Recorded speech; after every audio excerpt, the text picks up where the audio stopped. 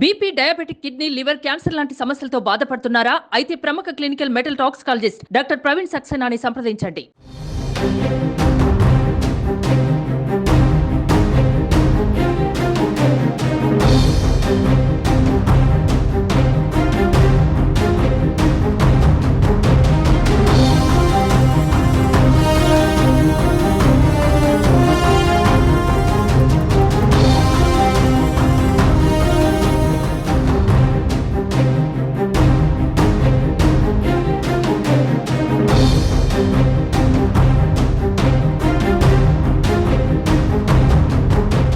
జార్ఖండ్ రాష్ట్రంలో ఈడీ సోదాలలో భారీగా నోట్ల కట్టలు బయటపడ్డాయి. జార్ఖండ్ రాజధాని రాంచీలోని పలు ప్రాంతాలలో ఈడీ దాడులు చేపట్టగా మంత్రి ఆలంగీర్ సన్నిహితుడి ఇంట్లో సుమారు 20 కోట్లకు పైగా భారీ నోట్ల కట్టలు బయటపడ్డాయి.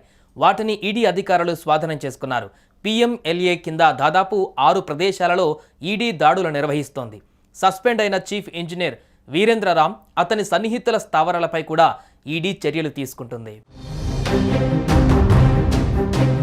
సార్వత్రిక ఎన్నికలు జరుగుతున్న తరుణంలో జార్ఖండ్లో నోట్ల కట్టలు బయటపడడం కలకలం రేపుతోంది. మనీ లాండరింగ్ నిరోధక చట్టం కింద రాజధాని నగరం రాంచీలోని పలు ప్రాంతాలలో ఈడీ సోదాలు నిర్వహించింది. ఈ కేసులో జార్ఖండ్ గ్రామీణాభివృద్ధి శాఖలో పనిచేసిన మాజీ చీఫ్ ఇంజనీర్ వీరేంద్ర రామ్ 2023లో అరెస్ట్ అయ్యారు.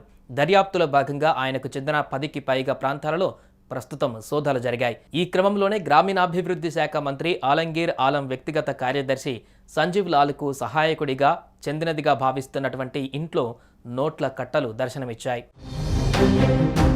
ఈడీ అధికారులు విడుదల చేసిన వీడియోలో పెద్ద ఎత్తున ఉన్న నోట్లను ఇంట్లో ఎలా ఉంచారో చూడొచ్చు. వాటిలో బ్యాగులు, సూట్ కేసులు, పాలిథీన్లలో చుట్టిన నోట్ల కట్టలు ఉన్నాయి. అయితే వీరేంద్ర రామ్ కేసులో సంజీవ్ లాల్ ఇంటి నుంచి ఈడీ భారీ మొత్తంలో నగదును స్వాధీనం చేసుకుంది. చీఫ్ ఇంజనీర్ వీరేంద్ర రామ్ 100 కోట్ల ఆస్తులు కూడబెట్టారనే ఆరోపణలు ఉన్నాయి. గత సంవత్సరం ఇతన్ని ఈడీ అరెస్టు చేసింది. అతని వద్ద నుంచి కొంతమంది జార్ఖండ్ రాజకీయ నాయకులతో లావాదేవీలు జరిపిన పెన్ డ్రైవ్ను కూడా అధికారులు స్వాధీనం చేసుకున్నారు. మరోవైపు ఈ విషయంపై బీజేపీ స్పందించింది. జార్ఖండ్లో అవినీతి ముగిసిపోలేదు. ప్రస్తుతం జరుగుతున్న ఎన్నికలలో భాగంగా సదరు వ్యక్తులు దీనిని ఉపయోగించుకోవాలనే యోచనలో ఉన్నట్లు తెలుస్తోంది.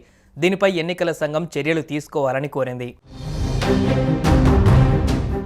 సుమన్ టీవీలో మీ పర్సనల్ అండ్ బిజినెస్ ప్రమోషన్స్ కోసం కింది నెంబర్కి కాంటాక్ట్ చేయండి.